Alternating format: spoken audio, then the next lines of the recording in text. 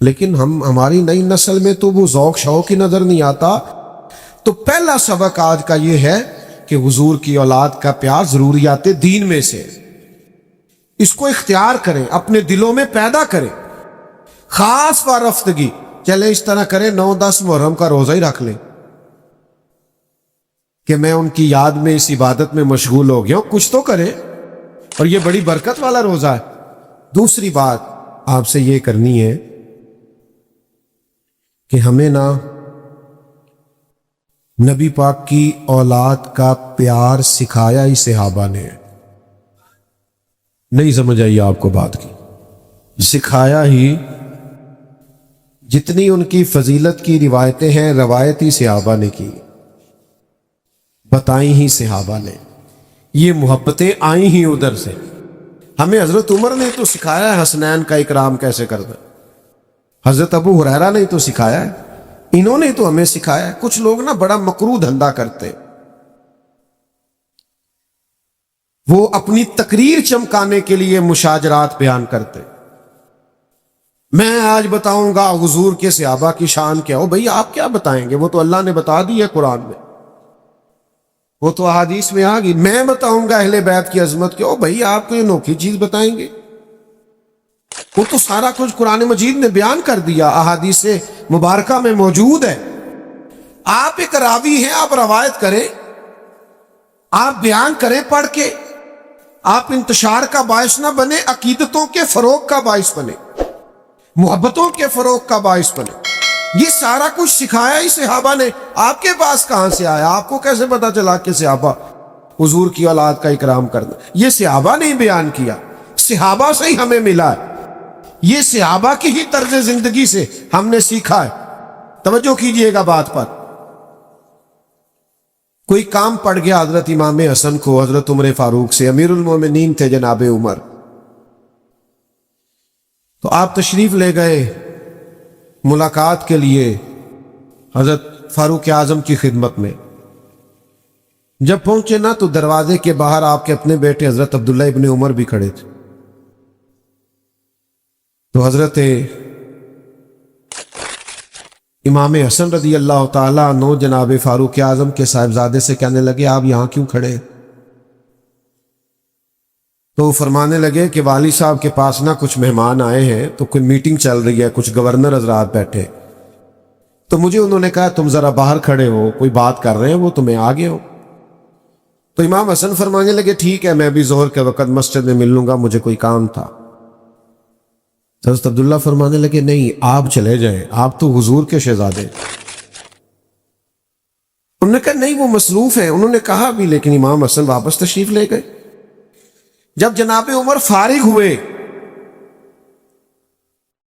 تو حضرت عبداللہ ابن عمر نے بتایا کہ امام حسن آئے تھے۔ حضرت فاروق اعظم فرمانے لگے روکا کیوں نہیں، مجھے بلایا کیوں نہیں؟ عرض کی حضور میں نے ان سے کہا تھا، عرض کیا تھا، پر وہ چلے گئے۔ حضرت فاروق اعظم نہ گھر گئے نہ مسجد گئے، سیدھے امام حسن کے گھر گئے۔ دروازے پہ دستک دی، سیدنا امام حسن تشریف لائے۔ شہزادے آپ آئے تھے تو ملے بغیر آ گئے۔ کہا آپ مصروف تھے، میں نے کہا مسجد میں مل لوں گا۔ تو جناب عمر جذباتی ہو گئے، کہا آپ کو ملنا چاہیے، حضور آپ کے شہزادے بھی باہر کھڑے تھے۔ فرمایا میرا اور آپ میرے بیٹے کا اور آپ کا کیا مقابلہ؟ کیا اس کی ماں کا نام فاطمہ ہے؟ کیا اس کی نانی کا نام ختیجہ ہے؟ کیا اس کے نانا کا نام محمد عربی ہے؟ ہمیں سکھایا ہی صحابہ نے، تم کہاں سے لے آئے ہو بات؟ ان کا اختلاف تھا، قربان جائے۔ پھر حضرت عمر اور جذباتی ہوئے، سر سے امامہ اتار لیا، کہنے لگے شہزادے عمر کے سر پر یہ جو عزت کے بال ہیں یہ آپ کے نانا کے اگائے ہوئے۔ تو میرے عزیزو یہ محبتیں، یہ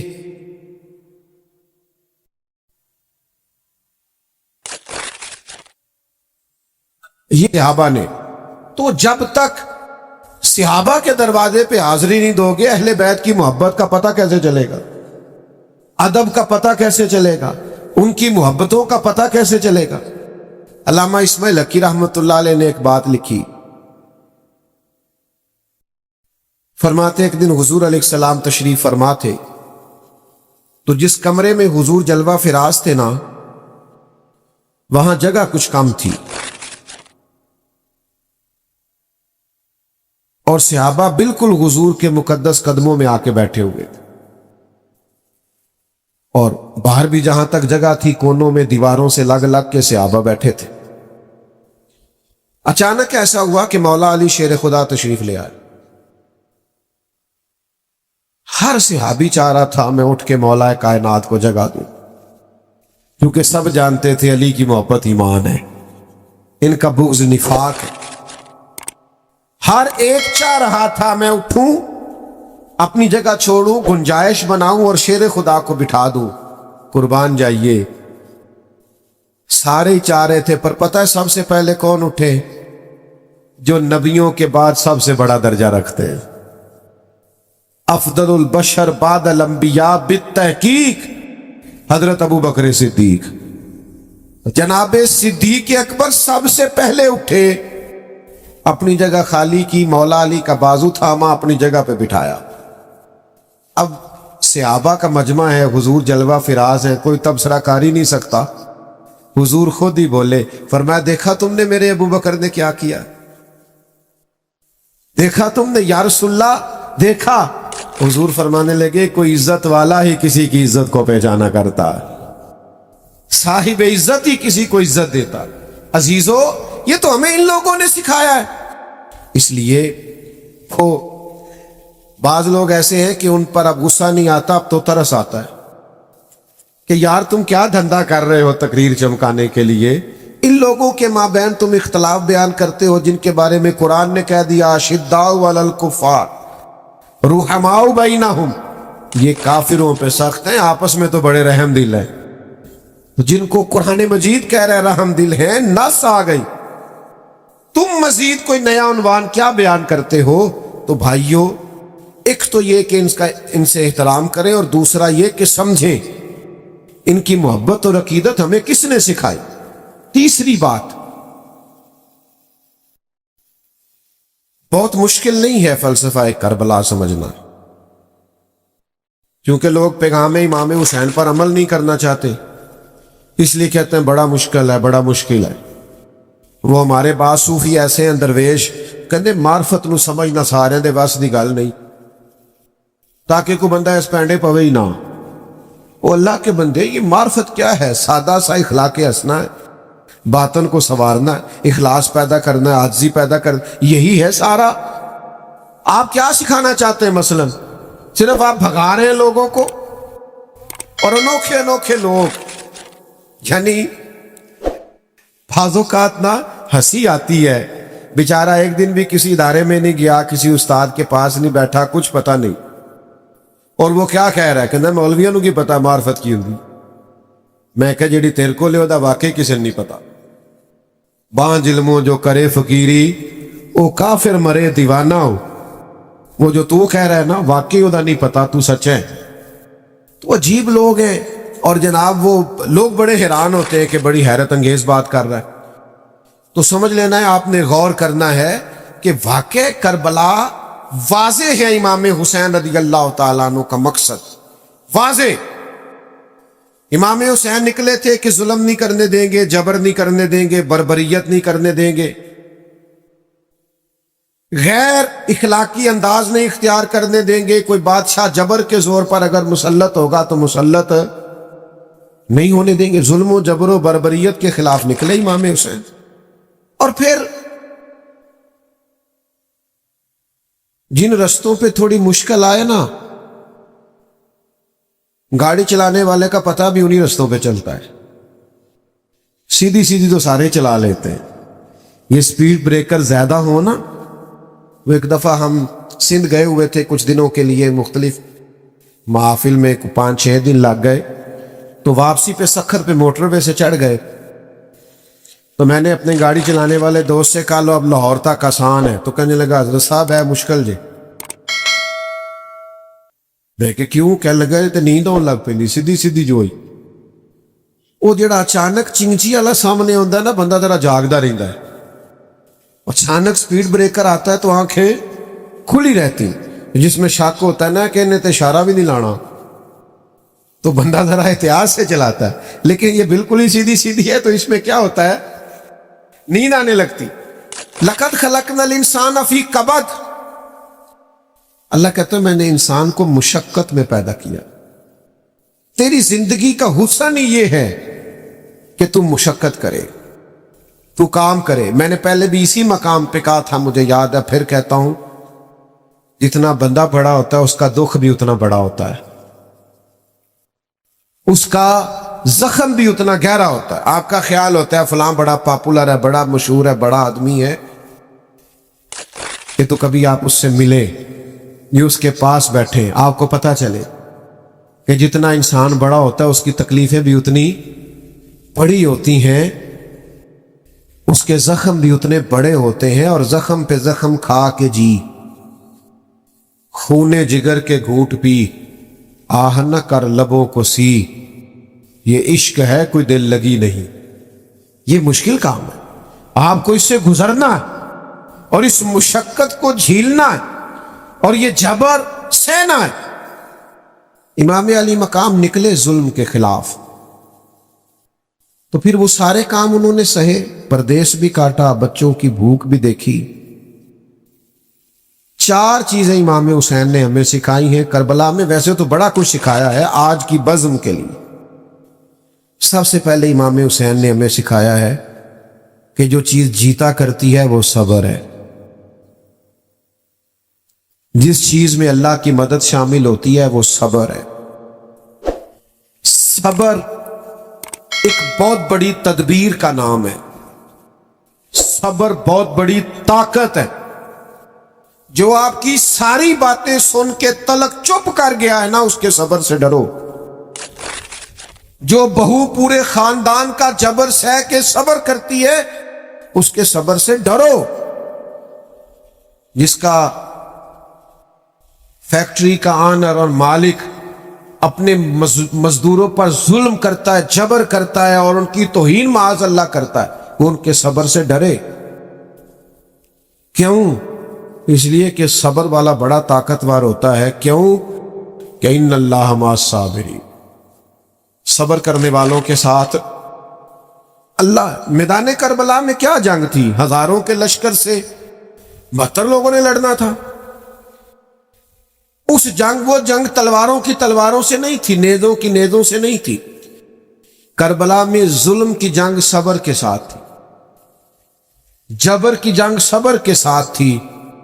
صبر جیت گیا اور ظلم ہار گیا۔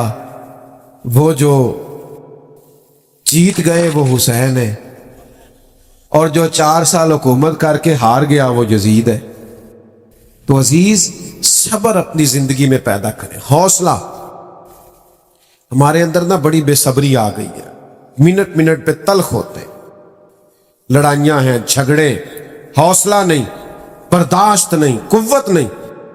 دل بڑا کرو، ظرف بڑا کرو، صبر پیدا کریں، آپ کو محسوس ہوگا کہ آپ طاقتور ہوتے جا رہے ہیں۔ دوسری بات ہمیں امام حسین نے کربلا میں سکھائی ہے استقامت۔ مجھے ایک بچہ کہنے لگا کہ میں بڑے کام کرنا، کوئی بھی توڑ نہیں چڑھتا۔ میں کیا تو بڑے رہن دے، کوئی ایک ہی کام کر، لیکن استقامت سے کر۔ پتھر بھی کہیں پڑا رہ جائے نا مستقل، تو اس میں مٹی چڑھتی رہتی ہے، وہ طاقتور ہو جاتا ہے، وزنی ہو جاتا ہے۔ ایک قطرہ بھی، ایک قطرہ قطرہ ٹوٹی سے گرے نا، نل کبھی لیک ہو جائے، قطرہ قطرہ گرے تو نیچے پتھر بھی ہو نا، گرے ذرا مستقل، اس میں بھی سوراخ کر دیتا۔ حالانکہ پانی سے پتھروں میں سوراخ، لیکن سوراخ کیوں ہو گیا؟ کہ وہ مستقل گرا۔ آپ کوئی کام مستقل کریں گے تو فتح یاب ہو جائیں گے، لیکن ہم کیا کرتے ہیں؟ صبح ارادہ اور ہے اور دوپہر کو پروگرام اور ہے اور شام کو بالکل ہی اور ہے، تو پھر کوئی کام نہیں ہوتا۔ مستقل آپ کام کریں، مستقل بنیادوں پر۔ چیزیں آئیں گی آپ کو کمزور کریں گی، کبھی اولاد، کبھی مال، کبھی وطن، لیکن امام حسین سے سیکھو نا۔ امام علی مقام ایک جگہ بھی کمزور نہیں پڑے، سیدنا امام حسین رضی اللہ تعالیٰ عنہ اتنے طاقتور رہے، سیدنا امام حسین رضی اللہ تعالیٰ عنہ اتنے طاقتور رہے کہ انہیں اپنے پیاروں کی میتیں بھی اٹھا کے لانی پڑی تو پھر بھی وہ استقامت کے ساتھ کھڑے رہے۔ کہیں کھڑے تو ہوں، ضروری نہیں ہے حالات ہمیشہ آپ کے مطابق ہی ہوں، حالات اوپر نیچے ہوتے رہتے۔ وہ ایک بزرگ تھے تو ان پر کسی نے کوئی الزام لگا دیا، الزام جھوٹا تھا، تو پیار کرنے والوں نے پتھر مارنے شروع کر دی۔ تو ایک آدمی گزرا تو پھول پھینک گیا، تو شیخ نے پھول اٹھا کے واپس کر دیا، کہنے لگے آج کل پھولوں کے دن نہیں، پتھروں کے ہیں، بڑی جلدی پھولوں کے بھی آنے والے ہیں، پھر پھول لے کے تم سے انشاء ابھی ہمیں یہ دن بھی تھوڑے سے اسی طرح مسکرا کے گزارنے دو، دن جو ہمارے چل رہے ہیں۔ تو میرے بھائی یاد رکھیے گا اور سمجھیے گا، استقامت سے وقت گزارے، دن تو اوپر نیچے ہوتے رہتے ہیں۔ تیسری بات، اپنی اولاد کی تربیت سخت بنیادوں پر کریں۔ بچوں کی ساری خواہشات پوری کرنا بعض اوقات ان کے ساتھ زیادتی ہوتی۔ جی میں جو انہوں نے کہا میں نے لا کے دی ہے، آپ نے غلط کیا بھیا، آپ کو کچھ چیزیں نہیں بھی دینی چاہیے تھی تاکہ زندگی میں اگر انہیں کبھی کوئی چیز نہ ملے تو ان کے دل نہ ٹوٹے، ان کو صبر کرنا بھی ہے، حوصلہ بھی کرنا ہے، کبھی کبھی آپ کو انکار بھی ہونا چاہیے۔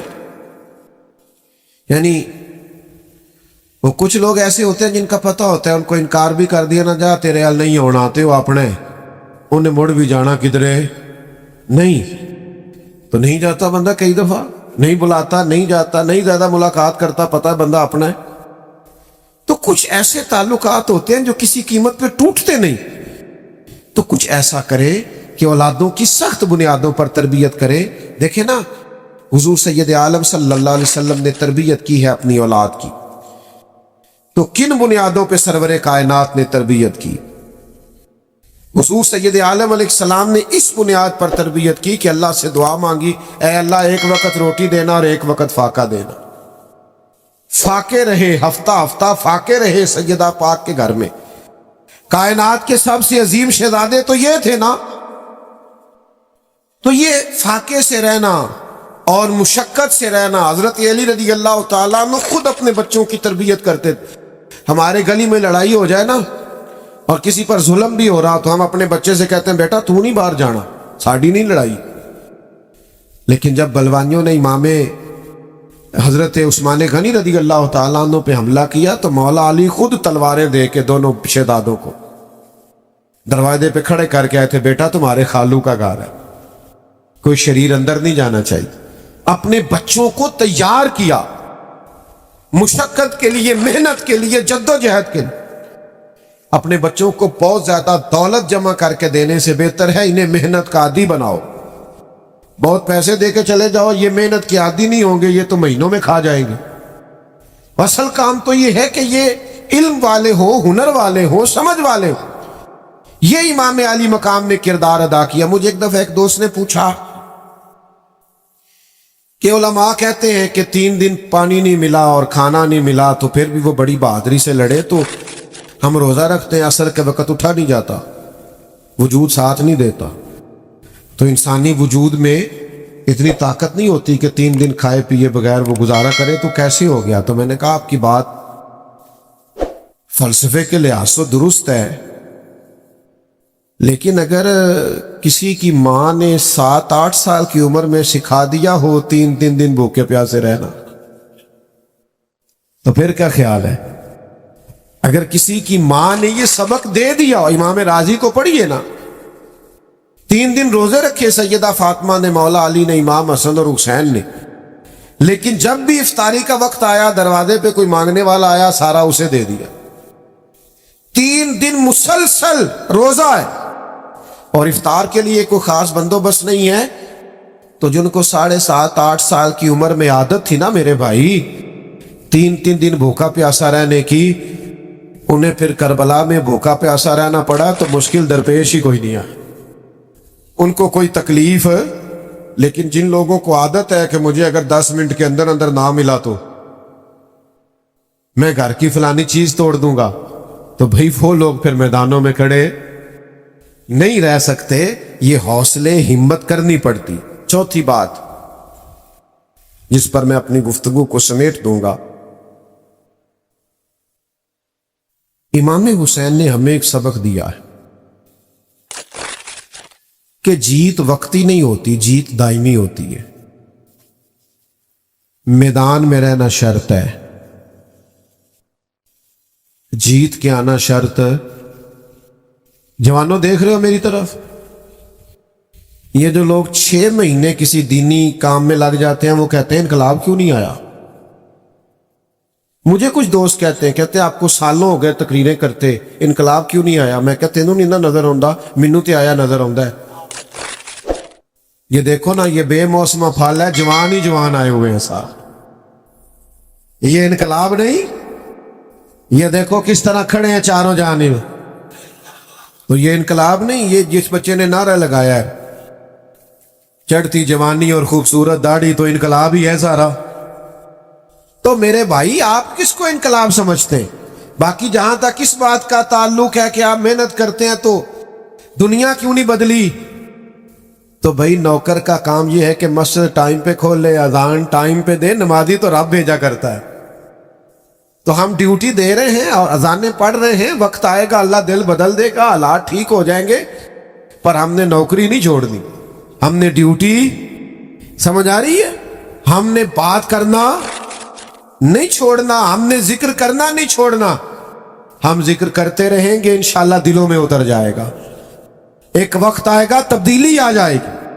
اور مجھے تو دور دور سے لوگ ملتے ہیں، وہ کہتے ہیں وہ آپ اتنے سال پہلے آئے تھے، آپ نے بات کی تھی، یہ داڑھی میں نے آپ کے کہنے پہ رکھی ہوئی ہے. تو پھر میں سوچتا ہوں کہ یہ انقلاب نہیں تو اور کیا ہے. میرے جیسے سب سے گناہ گار کے کہنے میں اتنا برکت ہے، تو نیک لوگ بات کرتے ہوں گے تو کتنی برکت ہوگی. تو میرے عزیز، امام حسین نے ہمیں بتایا ہے کہ تم ڈیوٹی کر جانا. 4 سال یزید رہ بھی گیا نا تو انشاءاللہ تعالی نام حسین کا ہی رہے گا. انشاءاللہ وقت آئے گا کہ ذکر حسین کا ہی رہے گا. تو محنت کریں، فٹافٹ نتیجہ نہ مانگیں، محنت کر کے نتیجہ اللہ پہ چھوڑ دیں، انشاءاللہ کرم والا نتیجہ ہی آئے گا. عزیز دوستو، آپ اکثر علماء سے، خطباء سے، واعظین سے نبی کریم صلی اللہ تعالی علیہ وسلم کی تشریف آوری سے قبل کے جو حالات ہیں وہ سنتے رہتے ہیں. بچیاں زندہ درگور ہوتی تھیں، عورتوں پہ ظلم ہوتا تھا. بیٹا میری طرف دیکھو، اللہ آپ کو سلامت رکھے. پہلے عرض کیا ہے بہت زیادہ آداب ہیں، آپ تو اچھے لوگ ہیں، آپ توجہ رکھیں بات. بچیاں زندہ درگور ہوتی ہیں، خواتین پر ظلم ہوتا ہے، انسانوں کی منڈیاں لگتی ہیں، لوگ بکتے ہیں. پھر سب سے بڑا مسئلہ ان کے عقائد کے بگاڑ کا تھا. وہ بتوں کی پوجا کرتے، مختلف قسم کی اوہام پرستیوں کا شکار رہتے، سارے کپڑے اتار کے بیت اللہ شریف کا طواف کرتے، قربانیاں کرتے تو پھر ان کا خون بیت اللہ شریف کی دیواروں سے ملتے. بے پناہ خرابیاں، کوتاہیاں اور کمزوریاں عرب کے معاشرے میں پائی جاتی تھی. اور ہر آزمائش، ہر پریشانی، ہر دکھ اس قابل تھا کہ اس کا فوری مداوع کیا جائے. اب اگر عورتیں ظلم سہ رہی ہیں تو وہ تو سسک رہی ہیں، جلدی سے ہمارے حقوق ادا کیے جائیں. اگر غلاموں پہ ظلم ہے تو غلام تڑپ رہے ہیں کہ ہمیں اس غلامی سے نجات دلائی جائے. پھر عقائد کا بگاڑ ویسے ہی انسان کو بہت ساری آزمائشوں میں ڈال دیتا ہے. تو اتنے کٹھن حالات تھے اور ہر عنوان ہی اس قابل تھا کہ اس پر توجہ دی جائے. لیکن صدیوں کے بعد آسمان کا جو زمین سے پہلا رابطہ ہوا اور غار حرا میں جو پہلی وحی نازل ہوئی، آپ بظاہر دیکھیں تو ان سارے موضوعات پر کسی پر بھی وہ کلام نہیں کرتی، نہ اس میں بظاہر عقیدہ توحید کی بات ہے، نہ عورتوں کے حقوق کی بات ہے، نہ بظاہر اس میں غلاموں کی داد رسی کی بات ہے۔ پھر سمجھیے آپ، صدیوں سے لوگ آزمائش اور پریشانی میں ہیں، لیکن جو پہلی وحی آتی ہے نا، اس میں ان میں سے کوئی بات ڈسکس نہیں ہوتی، بلکہ فرمایا اقرا، پڑھو، اقرا بسم ربک الذی خلق، پڑھو اپنے رب کا نام لے کر جس نے پیدا کیا ہے، پڑھو۔ یعنی خرابیاں کتنی زیادہ ہیں، عقائد کا مسئلہ ہے، معاملات کا مسئلہ ہے، ظلم و زیادتی کا مسئلہ ہے، صداقتیں بے حجاب کر دے، حقیقتیں آشکار کر دے، ہر ایک ذرہ یہ کہہ رہا ہے اور مجھے آفتاب کر دے۔ بڑے سنگین مسائل تھے، ہر مسئلہ ضروری تھا، لیکن صدیوں کے بعد جو پہلا رابطہ ہوتا ہے تو اس میں پہلا حکم یہ ہوتا ہے، پہلی نصیحت یہ ہوتی ہے، اقرا، پڑھو۔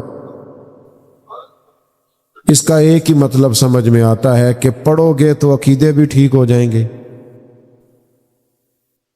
پڑھو گے تو عورتوں کے حقوق کی بھی سمجھ آ جائے گی، جب پڑھو گے تو مظلوموں پر ظلم سے باز آؤ گے، جب پڑھو گے تو غلاموں کے حق تمہیں یاد آئیں گے۔ تمام مسائل کا ایک ہی حل بتایا، پڑھو، تعلیم حاصل کرو، لیکن تعلیم وہ والی حاصل کرنا جو تمہارے رب کے نام سے شروع ہوتی ہے۔ قرآن و سنت کی تعلیم پڑھو، سنت و حدیث کو پڑھو، تاکہ تمہارے سارے معاملات درست ہو جائیں۔ بعض اوقات نا کسی کمرے میں اندھیرا ہو نا، اس میں بہت سارے موذی جانور جمع ہو جاتے ہیں، کھٹمل بھی آ گیا، بچھو، سانپ بھی آ گیا، اس کے اندر چھپکلیاں بھی آ گئیں، اس میں بہت سارے موذی جانور جمع ہو گئے۔ اب آپ اس اندھیرے والے کمرے میں وہ جانور مارنا چاہیں گے تو وہ مریں گے نہیں، ہو سکتا ہے الٹا نقصان دے۔ آپ چھپکلی کو مارنے لگے تو سانپ ڈس لے، آپ بچھو کے قریب جانا چاہیں تو کوئی اور موذی جانور آپ کو کاٹ لے۔ بہت سارے جانوروں کو اندھیرے میں مارنا مشکل ہوتا ہے، اس کا ایک ہی حل ہے، آپ کمرے میں لائٹ جلا دیں، کمرے میں روشنی کر دیں، آپ روشنی کر دیں، شاید آپ کو جانور مارنے نہ پڑے، ویسے ہی بھاگ جائیں گے۔ یہ دنیا میں جتنے بھی اندھیرے ہیں نا، ان سب کا ایک ہی حل ہے کہ آپ علم کی روشنی کر دیں، آپ روشنی پھیلا دیں۔ یہ جب علم آ گیا نا، علم، کتاب و سنت کا علم جب آ گیا تو اخلاق سنورنے لگتے، کردار بدلنے لگتے، تربیت ہونے لگتی ہے۔ آپ نے کبھی زندگی میں تجربہ کیا ہوگا کہ آپ نے دین کا کوئی مسئلہ سنا ہوا ہونا، کبھی جمعے میں، کسی محفل میں یا کسی عالم کی صحبت میں کبھی کوئی مسئلہ سنا ہوا تھا، وہ بات آپ نے سنی تھی، آپ کو یاد تھی، وہ جس چیز کے بابت آپ نے وہ مسئلہ سنا ہوا ہوگا نا، جب وہ کام آپ کے سامنے آئے گا تو ایک دفعہ وہ چیز یاد ضرور آئے گی کہ یار میں نے اس کے بارے میں یہ سنا تھا۔ آپ عمل کریں نہ کریں، لیکن ایک دفعہ اگر آپ کے ذہن میں ہو تو بات یاد آتی ہے۔ یہ فطری اصول ہے، آپ دین کا علم سیکھ لیں، انشاءاللہ وہ آپ کو یاد آئے گا، اور ایک دن آئے گا، اتنا یاد آئے گا، اتنا یاد آئے گا کہ آپ عمل کرنا بھی شروع کر دیں۔ پر پہلی شرط یہ ہے، سمجھنے والا مقام یہ کہ اس علم کو سیکھیں۔